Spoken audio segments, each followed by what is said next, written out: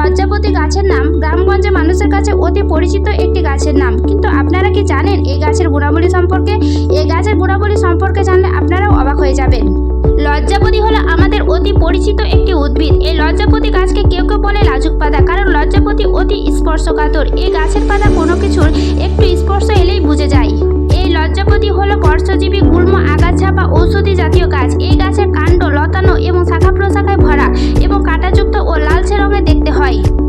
এই লজ্জাপতি গাছের কাণ্ড কিছুটা শক্ত, যা সহজে ভাঙে না, কিন্তু পেঁচিয়ে টানলে ছিঁড়ে যায়।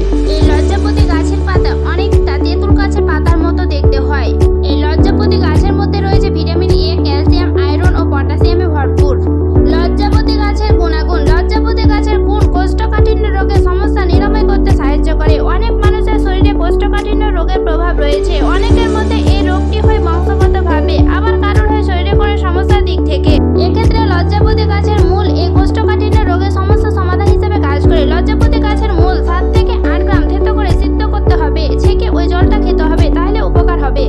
অশ্বরোগ সারিয়ে তোলার দিক থেকেও লজ্জাপতি গাছের অবদান খুব রয়েছে। অশ্বরোগ হলো খুব একটা খারাপ রোগ।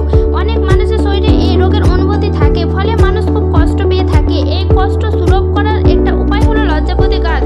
লজ্জাপতি গাছের কাণ্ড ও মূল আন্দাজ মতো 10 গ্রাম ওজন পরিমাণ করে 1 কাপ দুধ ও 3 কাপ জল একসঙ্গে মিশিয়ে একসঙ্গে তারপরে সিদ্ধ করে নামিয়ে নিতে হবে। তারপরে ছেঁকে সকাল বিকাল 2 বার করে খেতে হবে, তবেই এই কষ্টের অশ্ব রোগ থেকে মুক্তি পাবে।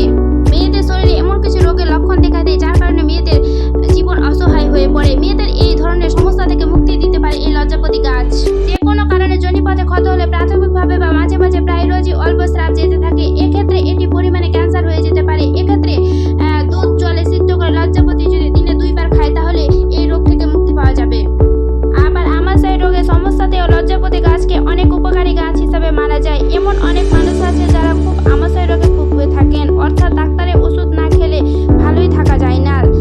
এক্ষেত্রে লজ্জাপতি গাছের গুণাগুণ অপরিসীম বলা যেতে পারে। লজ্জাপতি ডাঁটা পাতা মিলিয়ে 10 গ্রাম সিদ্ধ করে ছেঁকে খেতে হবে, তাহলে আমাশয় থেকে মুক্তি পাওয়া যাবে।